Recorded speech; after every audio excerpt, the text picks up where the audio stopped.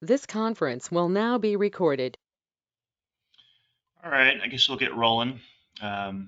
Welcome everybody to our second quarterly meeting, officially our first of the year. We had a training earlier this year, so we didn't do the first quarterly meeting for the subcommittee, but either way, welcome to the meeting. I'm co-chairing the Open Science Subcommittee along with Megan Trent. She is actually out sick today. She's on the call, but will not be speaking or we will not be seeing her, but she is listening. So it'll be just me running the show today. It's been a while since we had our last meeting. I think it was November of last year. So good to see you all. And I think we do have some new people on the call this time. My recruiting efforts are semi-effective. So I think it would be good to do some round robins. Just pop on your camera, say who you are, where you're from, and then we'll get rolling with the rest of the call. So I'm just going to go from the list on my end. We have Blake Simmons. You'll be hearing from him in a second. But Blake, want to introduce yourself? Sure. Hi, everyone. So my name's Blake Simmons. I'm the new environmental social scientist here at TBET. Thanks, Blake. We have Carrie Flaherty-Walia. Hi, everyone. I'm the restoration ecologist at the Tampa Estuary program. Good to see you. Thanks, Carrie. Then we have Alex.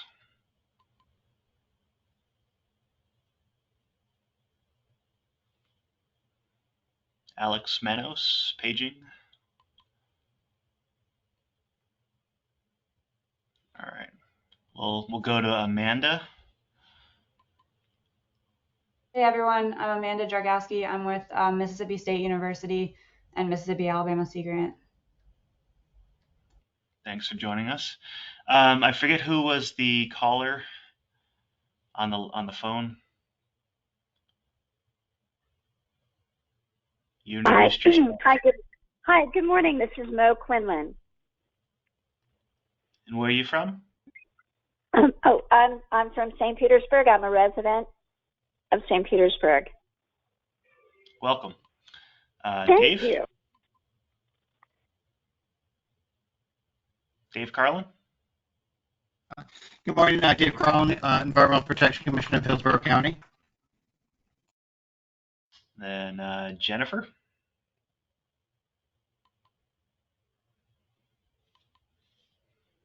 Jennifer Schaefer, you there?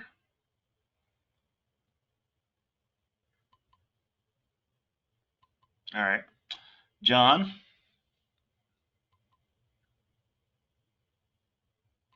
Hey, I'm John Peak. I'm an associate research scientist at the Florida Fish and Wildlife Fisheries Research Institute. Then we have Julie. Hi, I'm Julie Christian with the EPC. Then we have Kevin. Kevin says good morning, no mic, but he's here. Then we have Maya. Hey everyone, I'm Maya Burke with the Tampa Bay Estuary program. Then Mike McManus. Hi, I'm Mike McManus with the U.S. Environmental Protection Agency. And we have Olivia. Good morning, everybody. This is Olivia Walker with Swipman. And Shannon, our second speaker today. Hi, everyone. I'm Shannon Dunnigan. I'm with the GTM Research Reserve in St. Augustine. We'll be talking later. And then Yessert.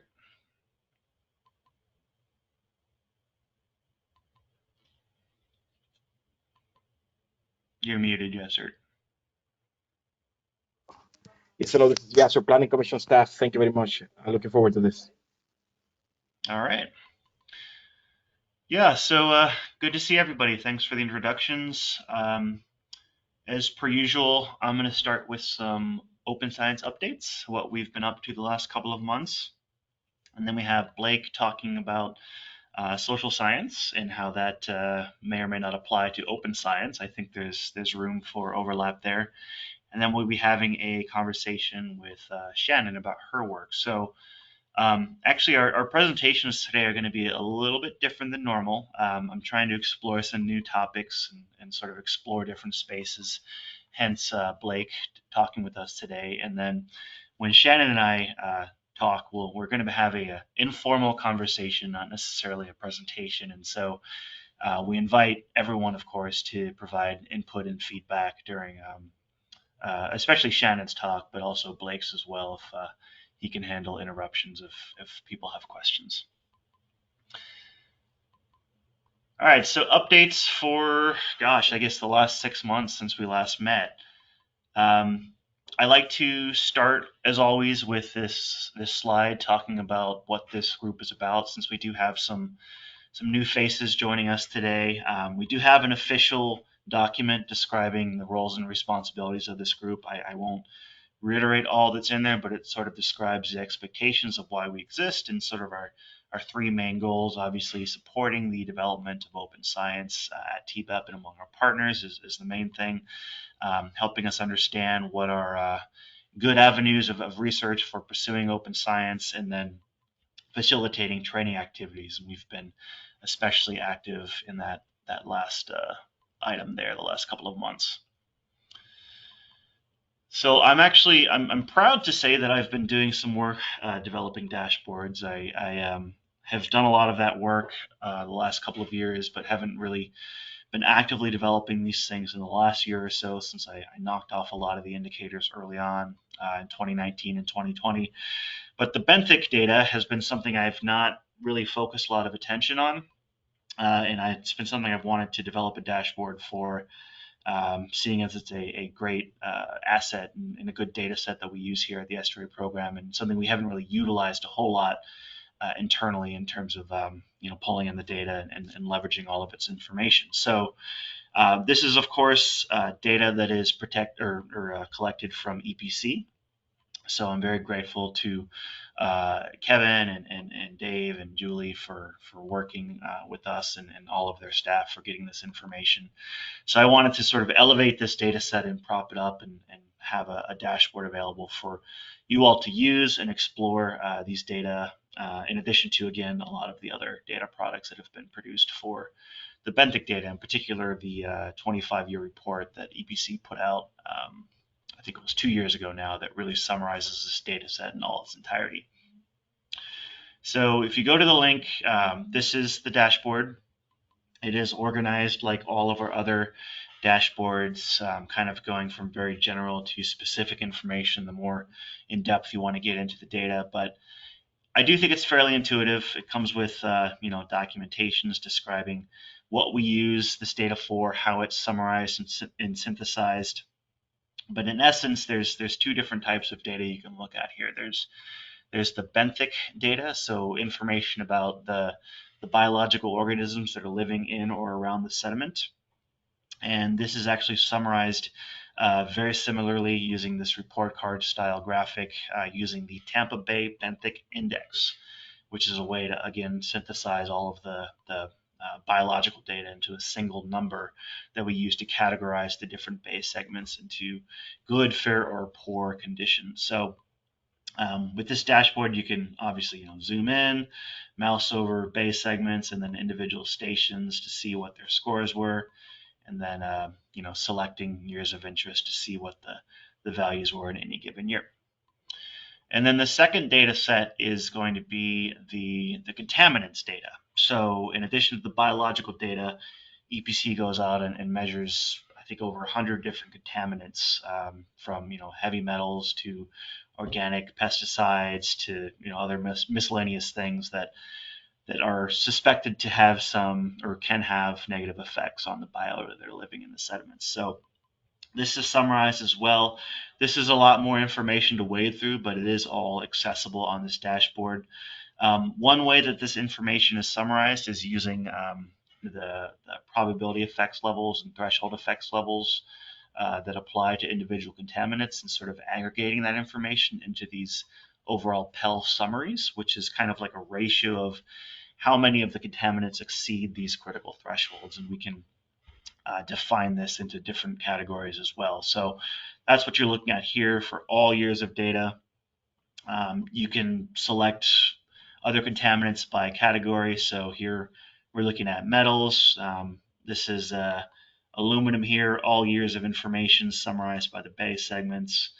Organics, other categories there. And yeah, so, definitely wade through this information, look at it, see if it's of interest and of use to you. And then the final tab, actually, second to final tab, is our special study sites. So in addition to the normal benthic surveys that EPC does every year, TBEP actually commissions these special study sites, which are places we think that should be sampled specifically in a given year based on what's happening that year and where we might want to get extra information. So in years past, actually last year it was Piney Point, and the year before it was Piney Point as well. And so we've not really done a good job as an organization presenting these data for the special study sites. And this is one attempt at doing that, to making that information more accessible. And so you can get the same information on the special study sites tab as you can for the other tabs, for the benthic index and the contaminants, but obviously specific to the special study sites. So you can filter by year as well, just like all the other ones to look at. So yeah, last year was all Piney Point, showing those sites. And then you can obviously download the data. I like to provide that for all of the dashboards, a way to make the raw information a little more accessible. You can, of course, if you really want the raw data, go to the EPC website. I believe it's linked somewhere on this dashboard. But you can also get it here. This is another way to get the information by filtering by different data types or date ranges. So I invite you all to look at the dashboard, explore it. Let me know if you have any issues or find any bugs, or if you have any questions about it. This is something that I've worked a little bit back and forth with EPC on, but obviously you all, as other interested users in the region, I'm curious what you all think and want to know if it's useful or if there's ways to improve it.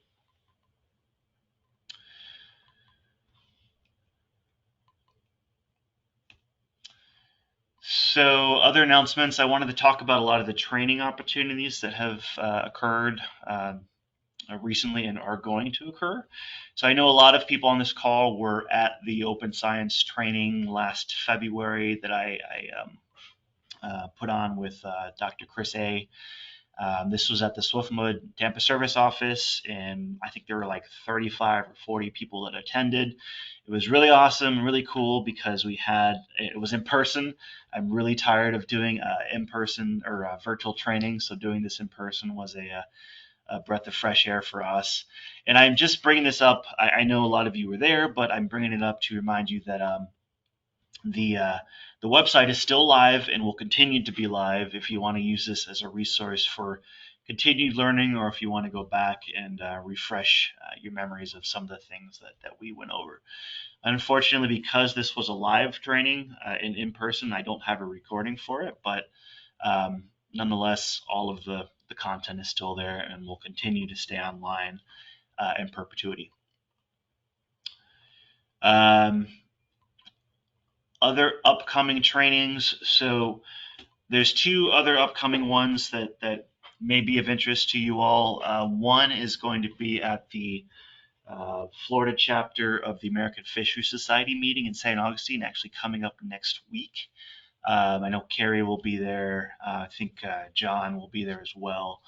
But this one is actually going to be very similar to the one we did. You see, the website looks the same. Very similar to the one we did back in February, with some changes. So this one will only be 3 hours, so the content will be pared down a bit.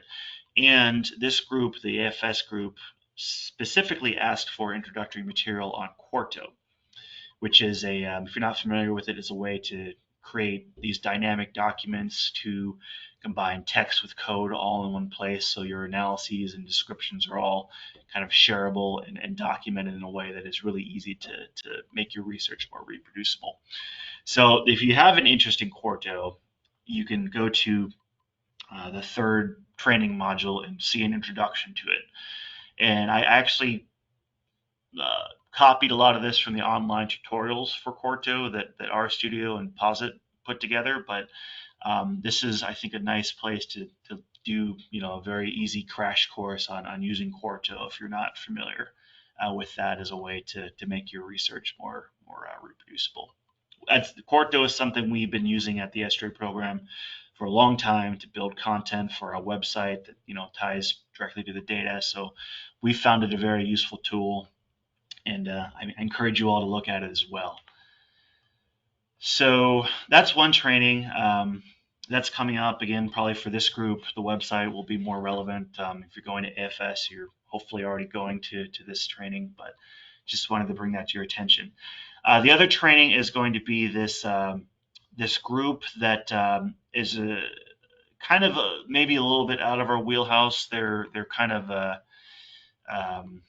theoretical ecologists or modelers or limnologists, but they are playing the realm of aquatic sciences, more on the academic side. But they have done these open science trainings, I think, for the last 3 years. They started it. Actually, Michael Myers gave a presentation to this group, I think, maybe, I don't know, November meeting or sometime last year. He's one of the founders of this group, but they do these trainings every year, again, kind of specific to these research topics. But they're really good at making open science really accessible to the different communities and are very inclusive in how they do it. So if you do have an interest in their specific workshops, you can see some of the topics here: remote sensing, ecological modeling, watershed or catchment modeling. They do a really good job of putting these on, and if it's of interest to you, definitely check it out. So that's the training. The last announcement I wanted to make was just drawing some attention to some useful GitHub resources that came across my desktop in the last couple of months. I know this group has had an interest in GitHub. It's something that we haven't really pushed a lot with training-wise and getting everybody up to speed.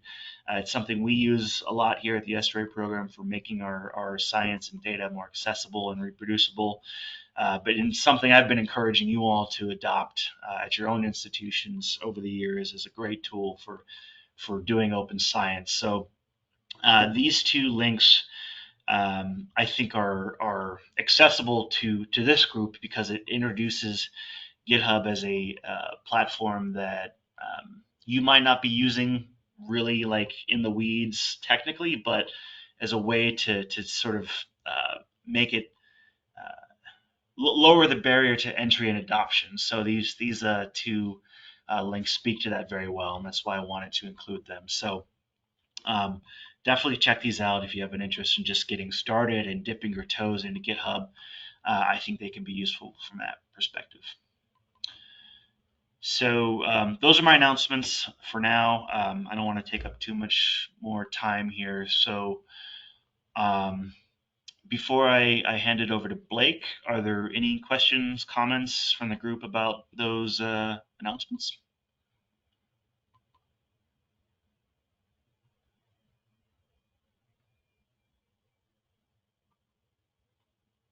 All right, not hearing any. So I'm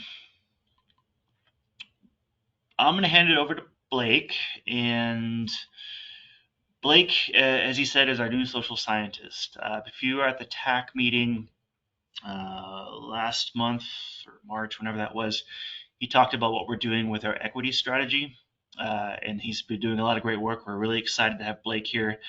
And so rather than repeating that talk, I wanted Blake to just talk a little bit about his background as a social scientist, some of the tools they use, and what that could potentially mean for open science and how we think about open science here. So with that, I'll hand it over to you, Blake.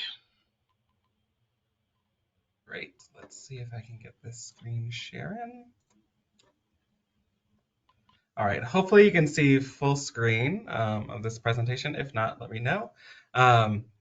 But so as Marcus mentioned, basically I wanted to talk today a little bit about, kind of what social science is and what we do as environmental social scientists, because that's, when we talk about open science, it's kind of it's a weird space for a lot of social scientists because some things don't translate very well in terms of openness and reliability and data sharing and things like that. And you'll see sort of what I mean as I go through the presentation today.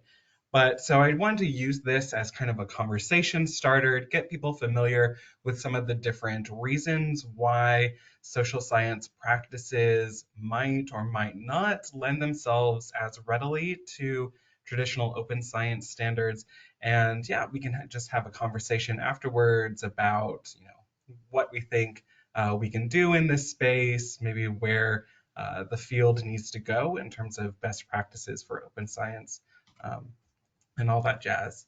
So basically, just thinking about why does social science exist in the first place? Well, it's because when we talk about conservation issues, it's largely an issue of people's behaviors. And when people are choosing to behave in a certain way, there's a lot of things that really come into play and can screw up people's decision making. And so social science is here to help us really understand what it is that drives people's behaviors and helps them make decisions, ideally so that we can predict how people are going to respond to different pieces of information or different actions or interventions that we might do, and ultimately how we can change people's behaviors in a more positive, pro-environmental direction for both the environment and for society as a whole.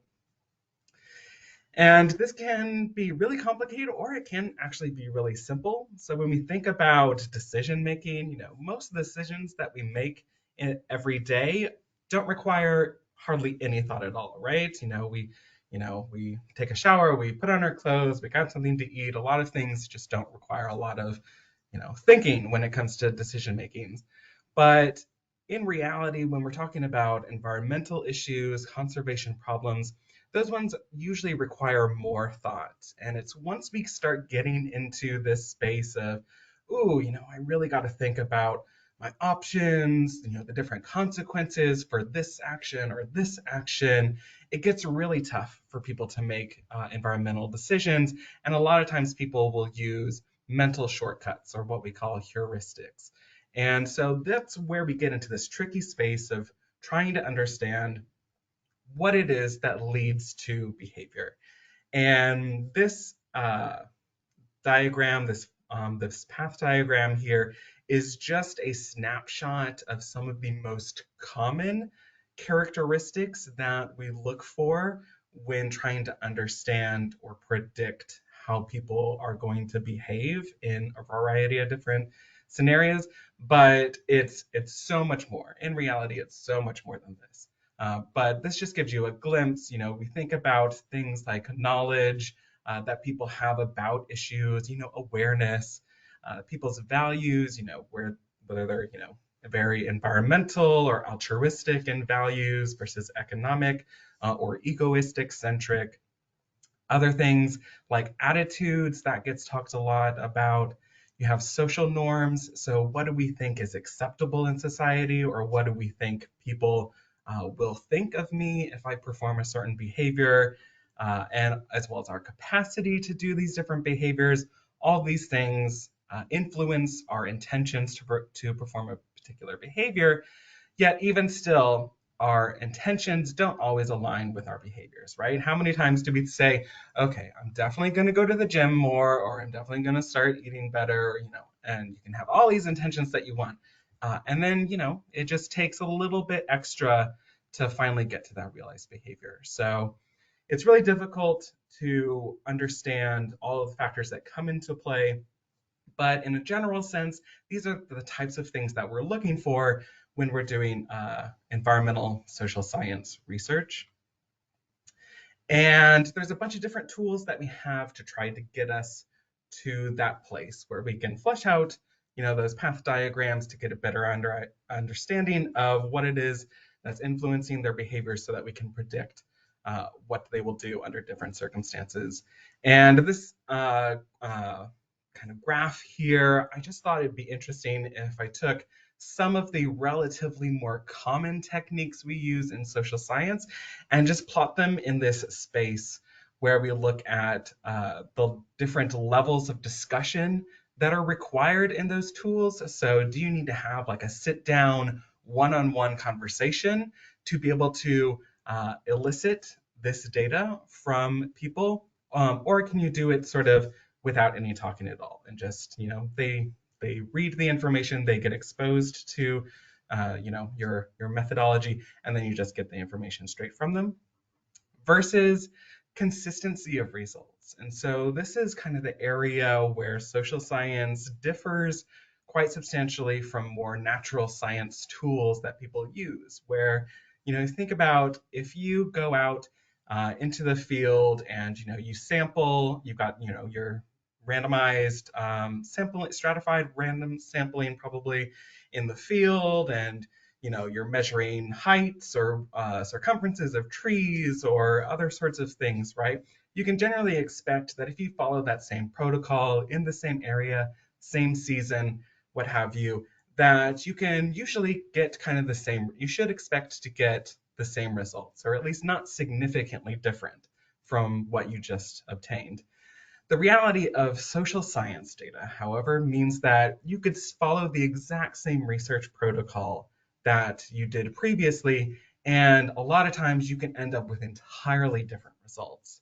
And so this just gives you a range of the idea of what we're talking about when we're talking about really sort of inconsistent results. So things that are usually heavily discussion-based are hard to maintain consistency from multiple rounds, versus other things where you have like questionnaires, which I'll talk a bit more about. They're usually pretty standardized. Everybody gets usually the same questions and the same opportunities for responding. So you can usually expect, if you've got a large enough sample size, that the general population should be more or less similar to one another after repeated uses.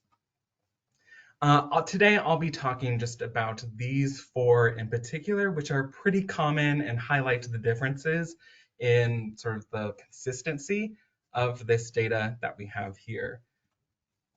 But this really sort of leads us to this question about, is social science at odds with open science best practices? If we think about, traditional ethics of research that we have, right? We want research to be reproducible. You give us the methods outlined perfectly well so that someone can take your information and do the exact same analysis in the exact same way that you did. You want it to be consistent, right? If they follow your methodology, they should end up with, more or less the exact same results. Things should be transparent. You should know exactly why you made the decisions that you did, how things work, settings, all these sorts of things, and data availability is really important, right? People need to, be able to replicate your study completely and to be able to take your data, do the same method and say, oh yes, I got the same results. They did it right, all right? They're not being shady. Now, all of those still technically apply when we get into human subject research, but those can kind of fall to the wayside when we think about maybe some more important aspects of human subjects ethics. Probably the most important thing being anonymity, right? So when we're dealing with human subjects, we have to make sure that responses can be completely anonymized, right? There's no way that an individual person can be identified from the data that we obtain from them. And that links to people's well-being. So we have to ensure that the research that we do does not cause undue harm to the person, and this doesn't just mean like physical harm, like we're putting them in physical danger, but even just things like mental discomfort, right? So usually when you're doing ethics, you have to say, is this going to be confronting to them? Are they going to feel uncomfortable answering some of these questions? And so that's something that comes into play. The freedom of choice, so their ability to opt out at pretty much any time. of your data collection is a very important component. So you may have someone that starts your survey or starts your trials, and then they decide to bail halfway through, almost 9/10 of the way through, and you just have to deal with it. So having that is very important, but also security. So making sure that the data you get is protected, so that members of the public can't obtain the non-anonymized survey and other sort of sensitive questions that might be in there. Some of these things you do not want the public to be able to access. And so especially when we think about public records laws and things like that, human subjects research gets into this very fuzzy space about do we prefer the sense of security and the level of anonymity that comes with this research in exchange for something that is less transparent or data that is not going to be publicly available. So these are the types of things that we struggle with in social science when it comes to thinking about open science. So to give you a better idea of how that all plays out, I'm just going to go through some of these techniques that we have here. So the most common thing that people think about when they think about social science, maybe after questionnaires, are interviews. And so the real purpose of an interview is for you to be able to get information that you hadn't previously thought of, right? So interview with a vampire is great because they're like, I thought vampires didn't like light, right? We have these preconceived notions of things, and the purpose of an interview is to actually discover new information or new perceptions of the world that challenge what you may have thought in the first place. And the level of reproducibility for different types of interviews is very variable. It ranges from things like unstructured interviews where you set up meetings to have conversations, but there's no real guiding list of questions or topics. It's kind of just a free flow conversation. There is almost no way to reproduce the results that come out from that if you were to try to do it again or to try to do it with different participants. More commonly, we'll see semi-structured interviews. And so this is basically where you have this interview guide where you say, I've got, some specific questions in mind that I'm going to ask them, but I'm going to allow them opportunities to expand or to give me more information than what I just have on this particular paper. So there's some level of structure to it and some level of reproducibility to it, but still you can get very unique responses each time you do it. But then you have very structured interviews. And so these are basically the same as traditional questionnaires, where it's a set list of questions and potential response options, and everybody gets them the same. There's no opportunity for elaboration or deviation from what you have set out. And that's where we get more into the traditional, highly reproducible materials. And just to give you some real world examples of kind of what this looks like, you'll hear a lot about focus groups that people may run. This is a relatively common qualitative approach to social science data gathering. And you can see here kind of this semi-structured approach where you can say, okay, I'm going to dedicate, a particular amount of time to different topics or questions that I might have. This is coming from a study that I did several years ago about the social dimensions of land clearing or deforestation in Australia.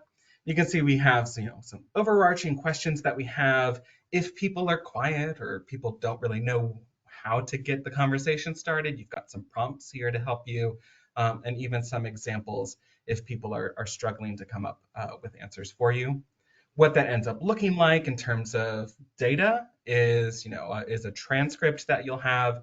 In this case, you can see the different colors represent different people in the focus group, and they have their individual responses to the prompts here that then you code. And so when we have this type of qualitative data, usually what we're looking at are different types of kind of content analysis. You do sometimes have things that we call thematic analyses. And these are purely qualitative. approaches. And so if you think about a thematic analysis of text like this, it's very subjective. Different researchers are going to come up with different themes for the same type of text, because it's really about thinking about what's in between the lines. What is the nuance here that is trying to be conveyed in the sentence? And so that, again, is where we get into really not consistent, not very reproducible types of analyses. A bit easier are other forms of content analysis that use coding. And so you can use coding kind of like what you see here when people go through the text and they assign, okay, this particular chunk of text is about governance roles. This one is about a lack of compliance. This one's about lack of enforcement. And so you can go through the documents and look for the frequency of the most common terms or phrases. Sometimes you can do topic modeling. And so this is like an AI-based method of analyzing text data, where what you'll look for is the software will try to look at words that are frequently mentioned together or within the same sort of space or stanza of one another. And it'll group all of those different words together that it sees, and then you sort of post hoc, come up with topics that it means. So in this kind of example here, looking at all the text, it says, hey, the words gene, DNA, and genetic are frequently mentioned together. You also have words like life, evolve, and organism that are frequently mentioned together, those sorts of things. And then you as a researcher can interpret what these topics are, what these themes are, and their frequency. And then you can make some, really fabulous, messy types of network analyses like this, where you can look at how the big picture kind of comes together. We have other things like sentiment analysis. And so this is where you can code content according to emotions of the text. This is an example that I use in a course I teach for the Harvard Extension School, where we compare the speeches of President Biden and former President Trump, and look at the sort of change in net sentiment of the words that they use in their speeches. And so basically what this looks for is words in blue here are considered positive words or positive emotions. Words in red are considered negative words, negative emotions. And so you can do things like word clouds, where you can sort of compare differences in the types of words that are used. But also we have like a net sentiment here, which says of the positive and negative emotions in your text, which way does the text tend to lean throughout the progression of the speech. And so you can look at sort of more extreme kind of sentiments here in Trump's speech versus Biden, which sticks a bit more to a more neutral trend. But you can also look at patterns. So it's pretty common in speeches for them to kind of take a more negative turn right before the closing of their speeches, but they always want to end on a high note, so on a positive sort of note. So that's another type of analysis that we can do that is a bit more objective, that is a bit more reproducible, but there's still some subjectivity to it. Questionnaires, these are the things that most people think of whenever they think of different tools that social scientists use. This is, as I mentioned, basically a structured interview. So the questions are fixed. There's no probing for more information, no follow-up questions usually to what people have. And the questions tend to be very standardized, and as well as the responses. So they've got an established scale that they can answer questions on, or many of the questions will come from sort of repeatedly validated questions published in the literature, so you know that they are reliable for measuring the latent construct that you might be interested in. But I did also want to mention some other tools that we have. So a lot of times whenever we get into the reproducibility, the openness and availability of social science data, we get into this tricky space when we have to collect sensitive information. So if we're talking about culturally taboo practices or behaviors, illegal behaviors, or other things that people kind of just don't want to talk about, most of the time people think you can't ask those questions because people will just lie.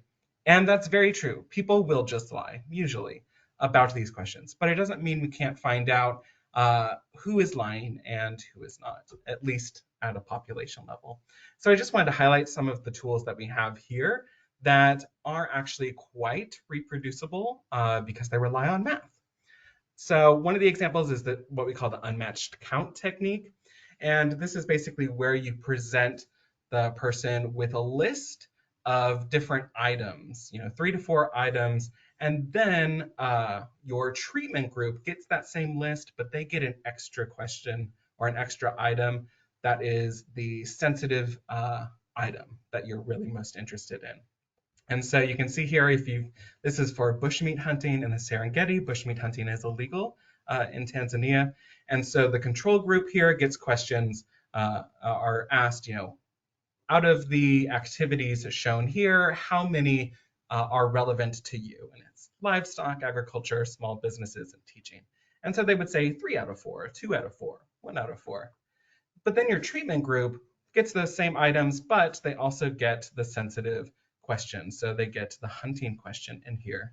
And then they say, 3 out of 4, 2 out of 4, 1 out of 4, what have you. And as long as you are, treating your treatment and control groups the same and controlling for confounding factors, then the difference between the average number that people reported in the treatment group versus the control group, that is the prevalence of that sensitive item that you've had here. So that's an example of how we can measure sensitive information while still keeping things very confidential and without revealing any illegal behaviors of people. Another version that uses probabilities is called the randomized response technique. And so here you ask a yes or no question about a particular sensitive issue. Here in this example, I've said, in the last 12 months, did you use illegal drugs? Most people are going to say no, right? Well, you have them play a game. And so this can either be with give them, a die, you can give them a coin, you can give them, a set of colored balls, there's a bunch of different ways you can do it. But in this case, let's say you give them a single die and you say, okay, as you answer these questions, you have to play a game. If you roll a 1 through a 4, you have to answer the question truthfully. If you roll a 5, you have to answer yes. Even if it's not a yes, you have to answer yes. And if you roll a 6, you have to answer no. And importantly, you don't show anybody what you rolled. So don't show me what it is that you rolled. Just when I ask you the question, roll it in secret and then respond based off of these rules. And the reason why this works is because of math, and it's very consistent. So you just plug in, once you get the number of answers that are yes and no in your population, it's just a simple formula subtracting the proportion that are yes from the probability that they are being forced to say yes. If you know the odds of your die, so 1 in 6, that gives us a 16% probability of being forced to answer yes, versus then divided by the probability that they have to answer truthfully, which is about 2 out of 3. And so then you end up with the proportion that are actually answering yes truthfully. So the proportion that are actually saying, yes, I did use illegal drugs in the last 12 months. And this has repeatedly been shown to work. So there's a lot to unpack here, but I just wanted to show you that, this isn't, that the math does math in this case. So if you do this technique in an area where there is no sensitivity to the question being asked. So in this case, they're looking at consumption of protected species in Madagascar. In this Western community, it is not taboo for people to consume these species. So they have no problem answering direct questions about whether or not they've hunted these species. And you can see the comparison when you just ask people directly if they did it versus using the randomized response technique. You can see you get the same outcome, right? Because the math says that people should be answering truthfully because of this. And in reality, they don't care if they tell you yes or no. They don't care if they tell you the truth because it's not a taboo issue. So it comes out to be the same. In contrast, in the east of Madagascar, where this is a sensitive issue and people don't want to tell you that they've been consuming these animals, now you're actually seeing significant differences between if they get asked directly if they are consuming them versus what comes out from the randomized response technique. So I could talk for days about this, but it's a lot of fun. And so this is just an example of how we can sort of skirt that line in terms of thinking about, reproducibility and openness while still keeping, our sensitivities to anonymity and human well-being in check. And the last one that I just wanted to mention that we do a lot is expert elicitation. And so we do this a lot whenever we don't know, when we don't know like population sizes or the carrying capacity of a particular species in an ecosystem or other sorts of things like that. Things where we say, okay, we just want to get a bunch of people who know the most about this particular topic and see if they can help give us a good estimate. The problem with that is that even experts, so even people here on this call, you guys are all prone to biases in how you respond to questions eliciting your opinions about these things. And so this can include anchoring bias, where people are over-reliant on the first piece of information they hear versus, overconfidence bias. There's a lot of literature that shows the people who think they have the most expertise typically actually don't have more expertise than the people who don't consider themselves an expert. So ways for us to overcome that is a very structured approach, and we call it the 4-point question. So anytime you're trying to elicit judgments from experts, there are 4 key questions that you need to ask them to make sure you reduce the bias that they could come up with. So here's an example from a colleague's study looking at that wanted to estimate the population of eastern quolls on Bruny Island, which is an island on Tasmania. So first asking, realistically, what do you think the lowest population of eastern quolls could be? And they enter in their value. Realistically, what do you think the highest value could be? Enter in the value. And then what's your most likely estimate? So ideally should be sandwiched somewhere between your high and low estimate. And then asking them how confident they are that this interval they created will capture the true value. And so hopefully they're not less than 50% confident, but they're allowed to say, oh, okay, I think there's I'm 80% confident that the range I've given will encompass the true value. And then we can normalize those confidence intervals that people get. So if someone is 60% confident versus 90% confident, we can use math again to normalize them so that everybody is giving us an 80% range estimate. And then if we do that multiple times, usually what we can see is that we get a relatively unbiased and precise estimate from our experts. So, if you think about this is the true value that nobody actually knows, but everybody is trying to guess, you can see a lot of different distributions that are possible when talking to experts. You can get really biased opinions, they're way off from what the true value is, but they're relatively confident in what that range could be, versus you could get some people that are pretty close. They're all in agreement that they're around the same value, but they have really a sort of high range of values that are in there. So we really want to get to this point. And if we do this repeatedly, we can usually get us to this point. And that's why expert elicitation fits somewhere in the middle in terms of consistency of results.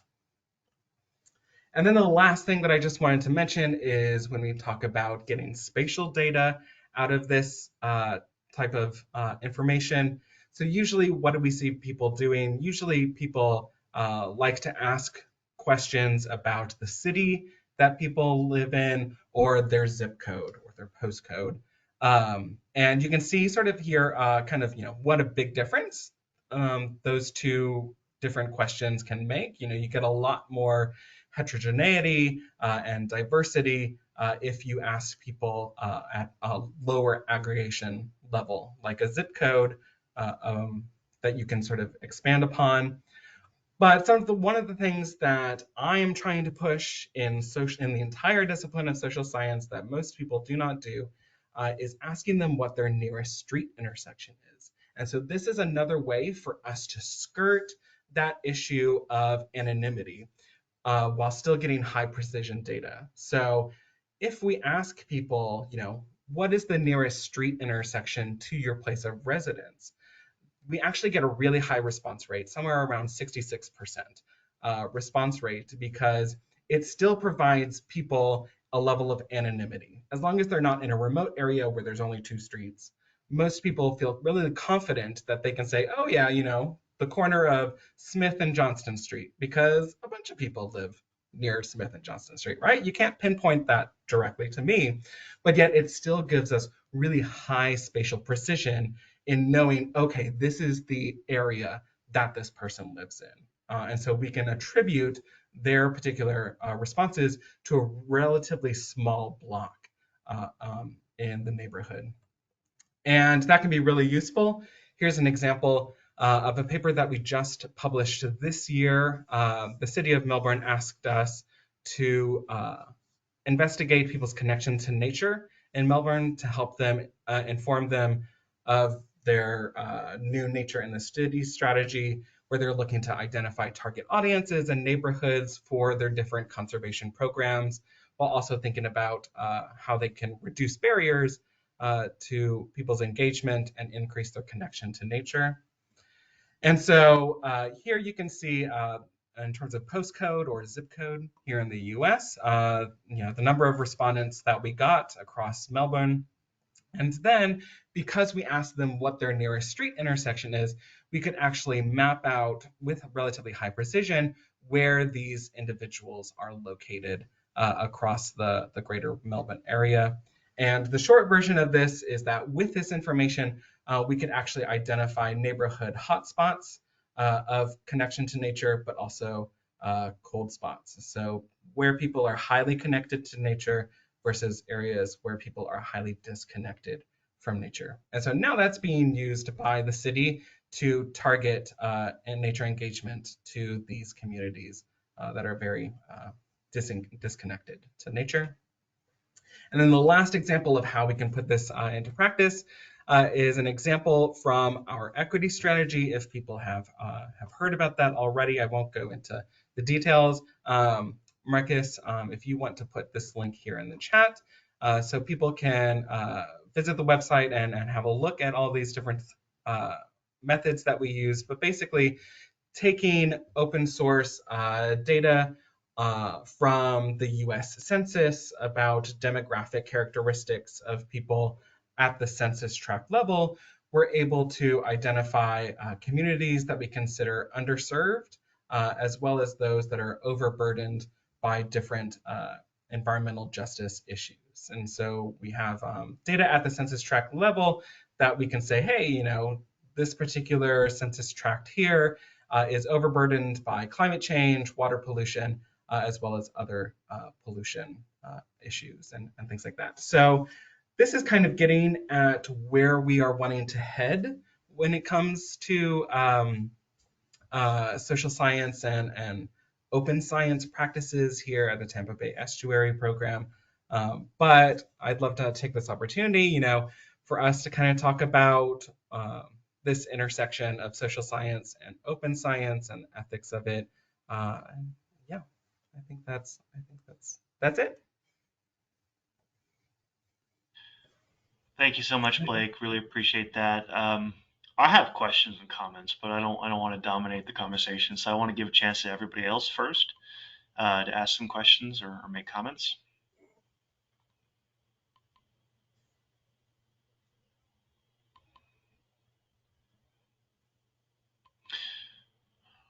Nobody has any questions or comments about that thought-provoking presentation.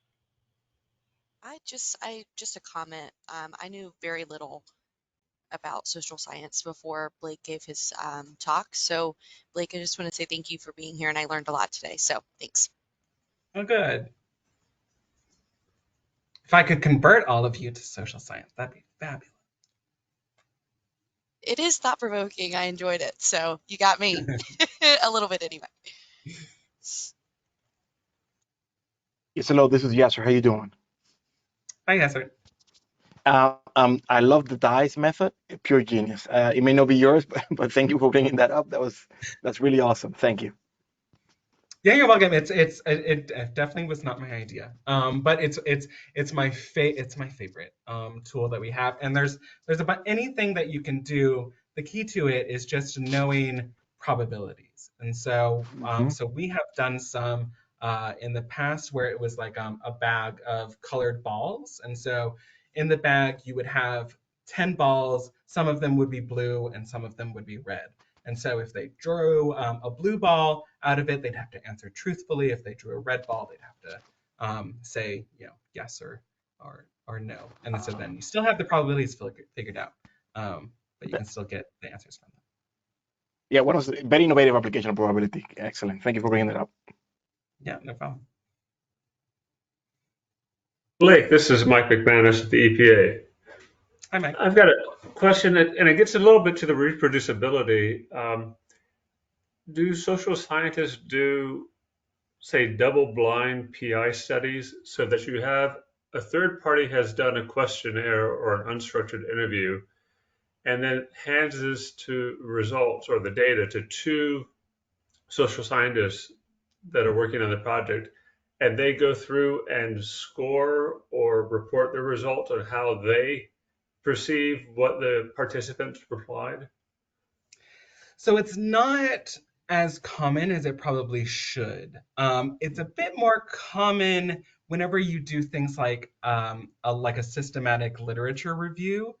So if anybody, if anyone ever has gone to, got their master's or PhD and are traumatized from the days of lit reviews, the way the process works is, you usually have multiple people, ideally, scouring, thousands of articles or papers, and you have to like code them, and everybody has to have a consistent coding method. And so best practice in terms of systematic reviews is exactly what you said, Mike, is trying to sort of divvy up the sampling and reproducibility so that you'll have, say, okay, 10% of the papers that we review are going to be double reviewed by someone else who didn't review them previously. And so then you can check, are we coding things the same? Are we interpreting things the same? And so that's a lot more common in systematic reviews. Sometimes when you get into the really qualitative, subjective social science stuff, like a thematic analysis, it is also best practice to do that, but it's not often done. So that's a good example of where we thinking about best practices for open science. That is a method that we should probably advocate a bit more to ensure that there is some degree of objectivity and reproducibility to these coding efforts. Thank you. Really enjoyed the presentation. Thanks.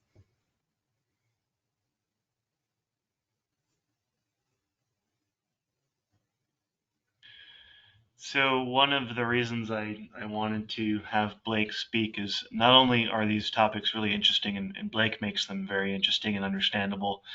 The Estuary program is, for several years now, we've been pushing open science, but with the hiring of Blake, we're now pushing social science, in addition to the other things we've been doing as a program, as a vehicle to be more inclusive and engage with communities that maybe we haven't engaged with in the past. So I think it's worthwhile having these discussions about the intersection between these two principles of open science and social science, and where they can complement each other, or where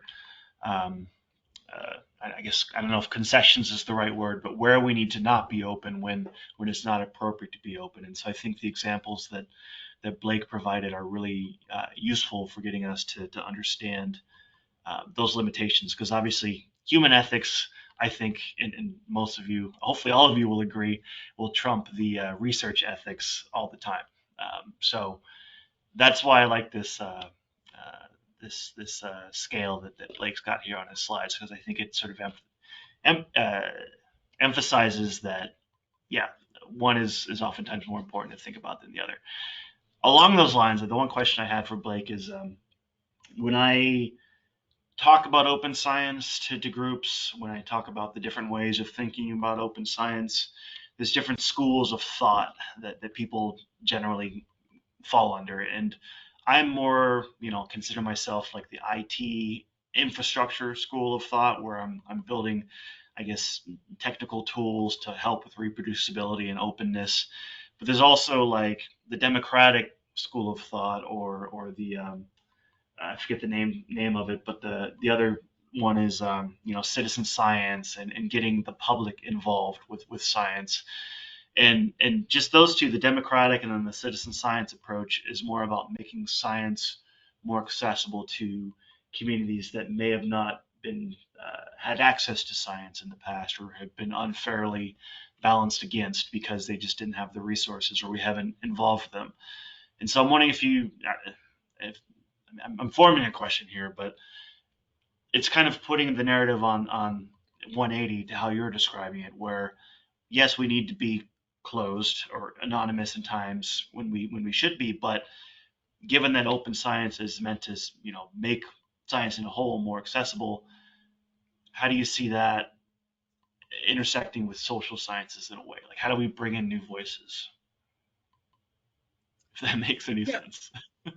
Yeah, I think it's just a matter of there's a degree of sort of industry change that would need to happen in social science, in the sense that we are seeing this bigger wave now of natural science data, whether it's water quality stuff, satellite images, all these sorts of things are now becoming more open and available to the public, and people can explore them. And now people like Marcus here at TPEP, but also other organizations are now creating interactive tools, so it's even easier for people to explore that data.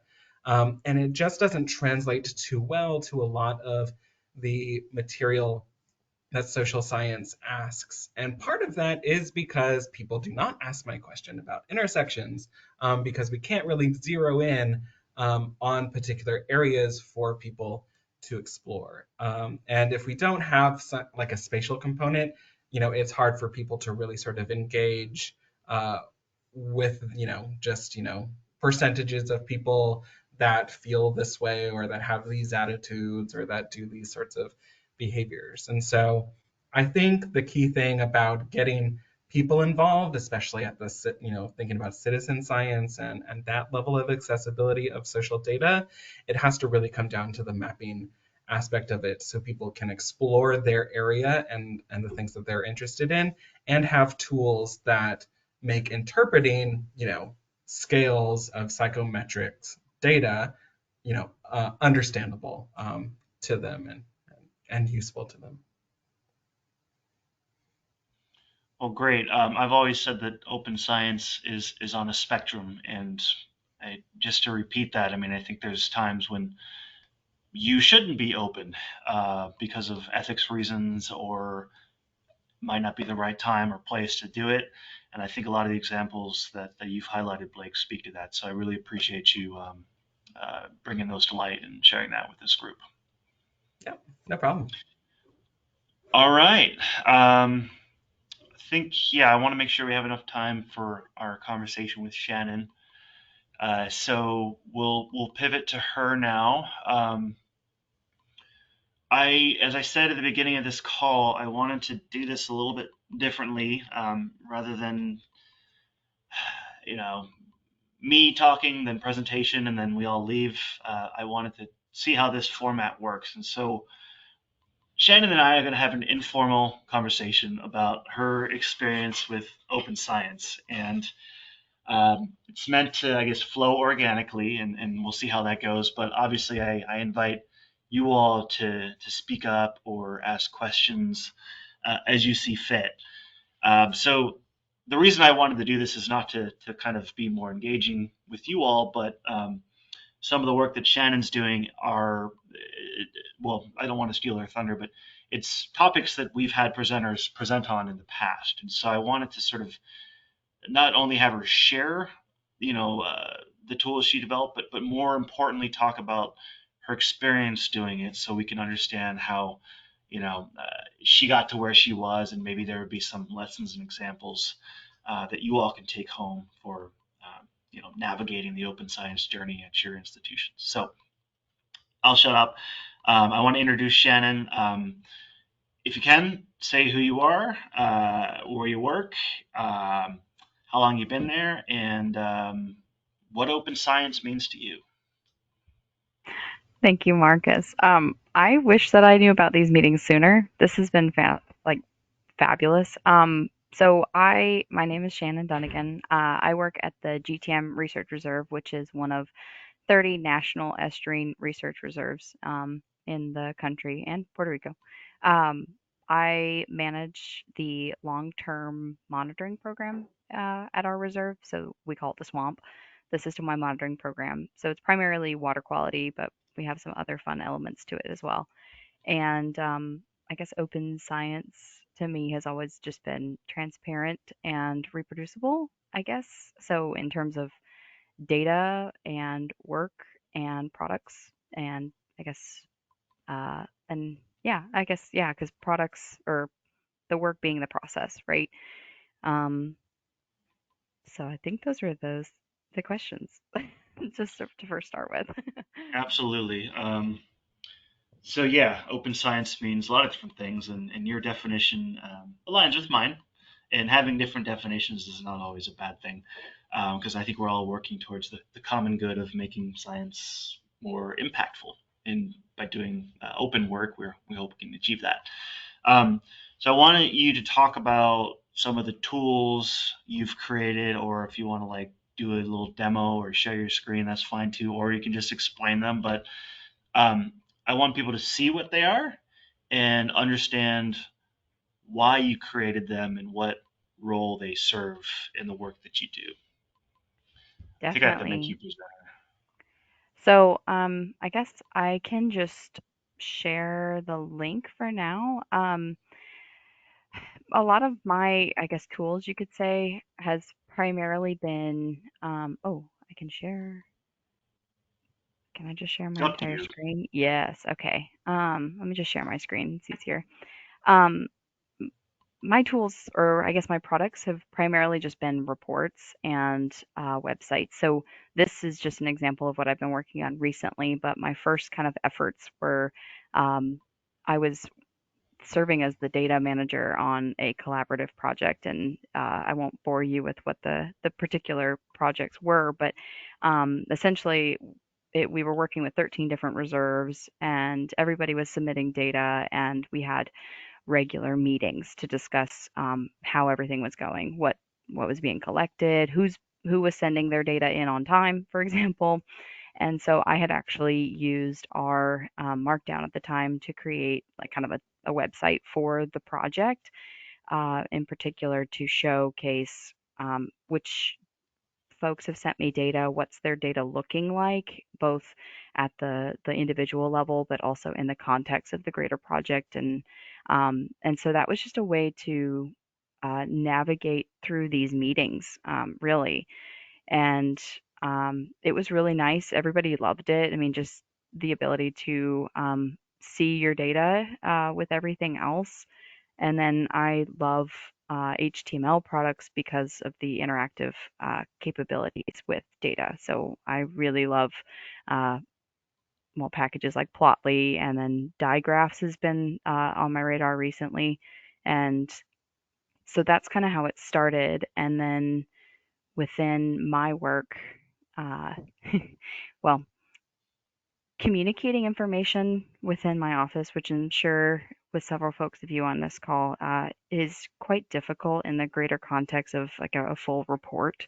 The timelines of those are often not, I don't want to say they're not applicable, but it's to go through the whole communications office to make a formal official report just takes so long. And for our program, we the data that we provide is kind of baseline data, but it's for hopefully for other people doing their own research within our same area. And I really just wanted a way to get information out. And using R Studio and GitHub and R and Corto was kind of my way of doing that in a way that I don't want to say I circumvented the system, but I mean, I've circumvented the system.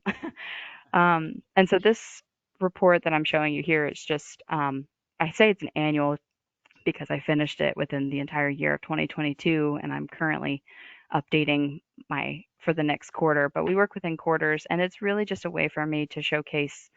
It's a Corto, I guess, website. No, Corto book.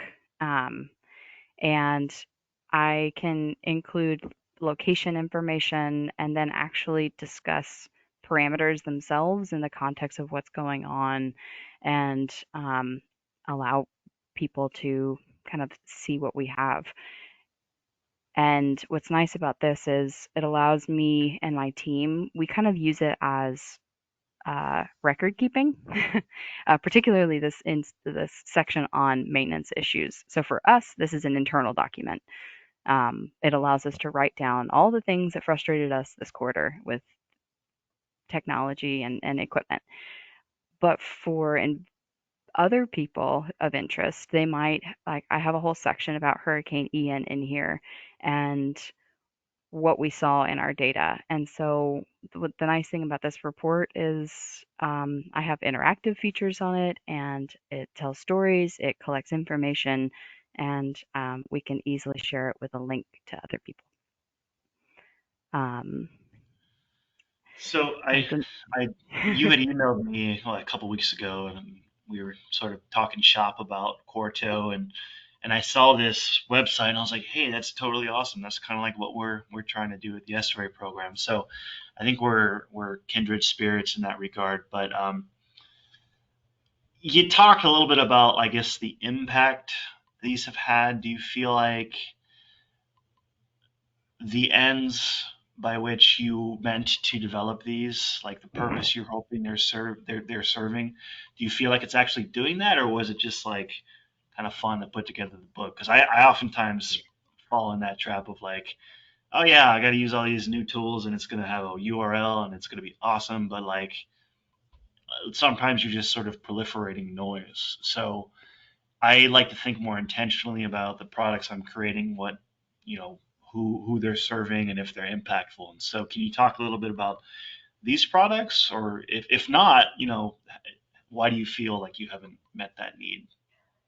I like how you said that, the balance between noise and something of value. And I think for these, they served a purpose initially, just the day-to-day checking off a deliverable, but also in the sense of being able to easily share information. So yes, in a way, there are probably ways to do this better, and we would customize it based on, I guess that process would be based on feedback. Right now, people are just interested in what's the common answer or question we get? How's the water? Which is a loaded question. But anyway, so this was, I guess, in a way, yes, the product is worth it. But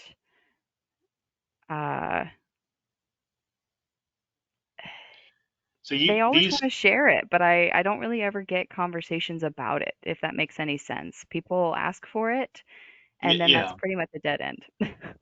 it's often feels like a one-way street. But then uh, they share it around, and I see like all the emails where they've shared it to this person and that person, but then it never kind of provides a discussion or how we can make it better or what we can do. And so then yeah, Yeah, when I they mean, there's a speak. whole conversation about like how do you elicit feedback or how do you make sure your products are meeting the need, and then there's quantitative ways like Google Analytics, but that can only get you so far. So I guess moral of the story is if you are creating something, it should serve a purpose. And it makes me feel good when people share my things, even if like I don't even know about it. I might find something after the fact, be like, oh yeah, someone used that, awesome. Because then it's kind of achieving what you hope it's meant to achieve. Um, it's getting kind of existential, but on the topic of like loneliness, I guess, and putting out the products and not knowing if they're being used. I guess for this group, it's interesting to talk about the path to creating something like this. Like, how did you learn to develop the tools? One, and are there other people within your workspace or your immediate colleagues that are using these things? And if not, why not? Why do you think that would be? That's a really good question, just because it's fascinating. We actually have, it seems like there's a general trend within my office and then the reserves as a whole to contract out the development of open science tools and materials, but not have the in-house capacity to work with them, um, which always kind of struck me as odd. And even now, we have a collaborative project with folks from University of Florida who got really excited about open science, and they want to create this really fascinating dashboard of one of our local problem areas and things like, oh, sorry, not problem areas, places of interest. But there's this, okay, but who's going to maintain these things after? And in my office, I am the default R user. And anytime people have questions, they ask me, they reach out to me, or they ask for help um, in putting things together if it's not contracted. Um, so that's kind of difficult. And so when creating these products, just what I've done, I've had to learn it all on my own. And I follow you on GitHub, and I look at a lot of what you do. um, That's why and it's or on some of, GitHub. And I had yes, no idea you exactly. were looking at it, so I feel good now. Well, and even the like the Piney Point dashboard, that got shared in our office just through DEP channels, and it was like, oh, I know him, I know who made this, and it was so fascinating. And it's like, okay, I want to do that. And then, of course, like you said, you go down the I want to make something cool rabbit holes, and um, but yeah, I don't know. Does any yeah. Can I kind of add to this, Marcus? Yeah, One sure, of, sure. Anybody. one of the things that I've really appreciated, and it's probably not something that we expected to get out of this, but many of the like larger news organizations have data science and data visualization teams, and I found really excellent traction with them by just having these resources up there. They might not use the exact visualization that Marcus or we put together, but by making the code and the data available for them, they can sort of take their own spin on it, and we're able to provide so much more in the way of resources to support stories. And I think we know all, like, the press isn't always great at getting the science right, but I think it's been really useful in communicating a lot of these things. And so I've been really appreciative that this stuff is just like ready to go when I get like a random text from the press. So I think that's been a really useful thing that I didn't expect, to get out of it. Yeah, that's a great point, Maya. Whenever I evangelize about open science, I like to have, what is the return on investment slide? And I oftentimes take screenshots of the tweets where, somebody from the media has used one of our products or you have, shared it for them. And I'm like, oh, awesome, Maya. Thanks for sharing the things that I've done. Maybe Um, that's people we could invite here too, like some of the data scientists at these news organizations. Like maybe that yeah, would be an interesting overlap. Yeah, I mean, like at least for our program, they are oftentimes a lot of the end users for the science. They're not the entirety of the people we try to work with, but they are an important one because they are oftentimes getting the message out there in ways that we can't. So I think that's a great idea. And I had a phone call with one of their data science guys a couple months ago, and I thought he was going to ask me about some relevant topic related to the environment that I didn't know much about, but we ended up having a conversation about the tools he uses and the tools we use and how we can, I guess, achieve greater work by doing this together. And so, uh, duly noted. But I wanted to go back to a point that Shannon made about, um, you are the R expert in your office, and are accepting the burdens of of that role, I guess. And I think, I've seen this time and time again, open science, when it plays out within an organization. In my mind, for years, I thought, oh, it'd be great if all of the people learned the tools and they all spoke the same language and worked together using the same platforms. But 90% of the time, that's not how it works. There's like one go-to person within an organization that gets tasked with it. Um, and I think that's fine, as long as you can deal with the workload. But there's still an element of bringing other people into the fold. Like, how do you get people at least comfortable using the same platform? Like, for example, GitHub. There's ways to engage with people in your office using GitHub if they don't necessarily know or the ins and outs of version control. So I'm curious if you've like how effective have you been, Shannon, in engaging with others if you are like the de facto expert in your office? Well, I guess there's a balance to that though, right? I mean, it's open science. So yes, somebody can get tasked with it, a case here, but at the same time, because it's open and you can see source code, if you're the person that didn't know it and you get tasked with it, it's actually really nice to be able to learn how to put these products together because you can see how it was created, data is populating it, and all of that. So it's kind of that, uh, it stinks to be the person tasked with it, but at the same time, you do have the ability to learn things at I think, a quicker rate because you have templates to work from, because you can see how other people do it. In my office, I do have one other person that does code. She has more of a programming background, so she's really good with the statistics and the data crunching, if you will. I'm pretty much the one that has taken. I make the pretty things, I guess you could say. Um, and so the two of us work pretty well on these because she has a basic understanding of the uh, more scripty components to it. And so working with her is actually pretty straightforward. She doesn't have as much knowledge in the GitHub realm. And so version control and GitHub is probably the largest uh, hurdle, I guess you could say, within our program. A lot of us have R or R Studio installed on our computers, so they have a basic understanding of I can open up this script file and look at it, and I can click the run button, but actually going in GitHub and editing things has been a bit of a hurdle. But what we found, and it was actually inspired by a conversation with you, I use GitHub with people who aren't familiar with it as just a collection of information and a way to, I guess, track conversations. And that's how I kind of approach it with novice users. And so far, it's worked out really well.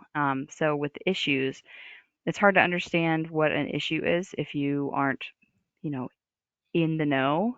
But if I tell you, well, you can click on this, and if you have a comment about the report, you could just say, I worded something incorrectly.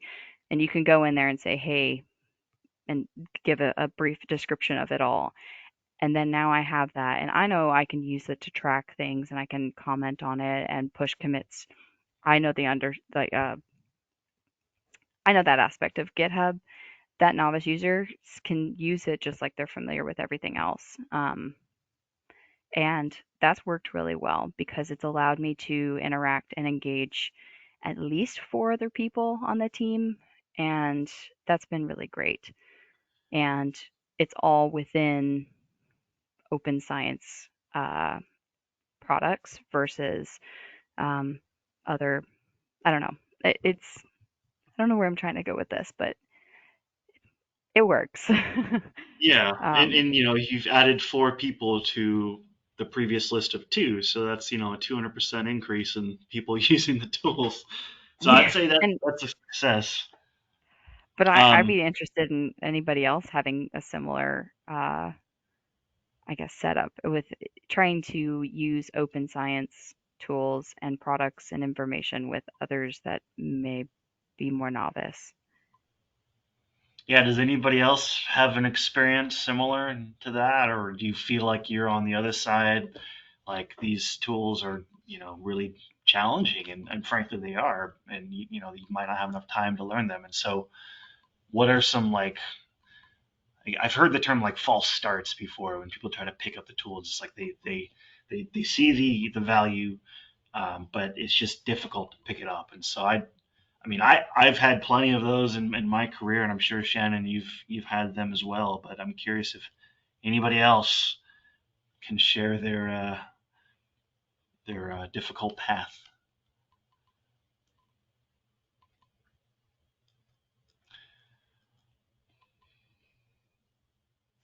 I don't think I had a difficult path, but I'm not, I haven't had to code and do stuff like that for my job for a very long time. And, my skills are elsewhere at this point. But I think, it's important for people who maybe don't have some of those skills or those comfort levels to just not be afraid to use GitHub, because I think like it's been fine. It's been fine to interact with Marcus and, to be able to commit changes and, make issues and do things like that. And I think probably like people's fear is the first step. So however you can help build a culture where people feel like comfortable to try and know that it's nothing we can't roll back if you do mess it up.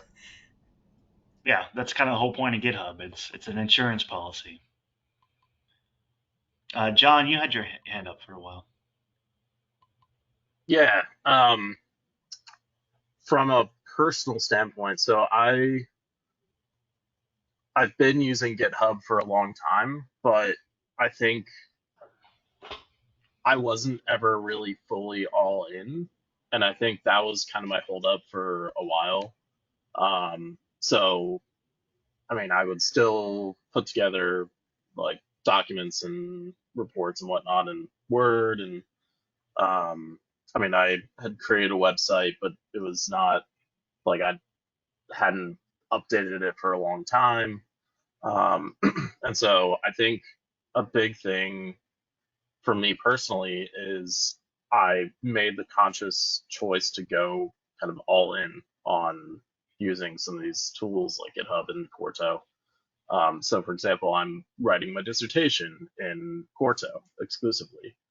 I after after Florida AFS, I plan to do all of my talks in Quarto, like all my presentations in Quarto.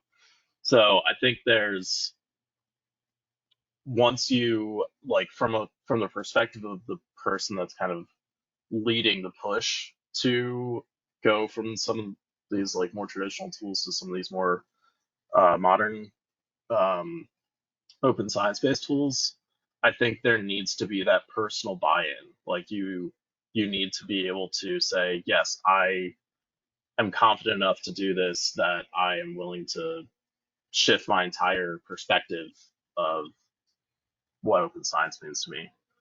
Um, which I think that's a good way to kind of bridge into some of the like fears that some of the people have. I mean, I know. So when I came into FWC, Megan had dabbled with GitHub a little bit, but not really that much. But I think we have kind of worked out a really good process where I kind of came in, started using these tools more and more, and now Megan is more on board with it. And I think that's kind of like trickling down through some of our other staff as well. So I really think that total buy-in from at least one person is really what needs to kickstart a lot of this. That actually sounds like exactly like our team. I like you when I learned about Corto, I was like, all right, we're doing this. I'm gonna use this, and I converted a lot of what I had, and then I've been pushing myself to use it in ways that I didn't think that I would. um, Writing even just papers and uh, websites to, trying to push the limits, but kind of that fully submerged, just diving right into the deep end. And in a similar way, my coworker were like, "All right, I've touched this. Now I guess we're committing to this, so we're going to move forward together." And then just slowly bringing more and more people into it. Yeah, thanks for sharing that, John. It's really helpful to hear that. We are at a time. One thing I did want to add on to John's comment is, I fully agree. You've got to commit, and it's going to suck for a little while, but it'll get better. I guess it's a lot like having a kid.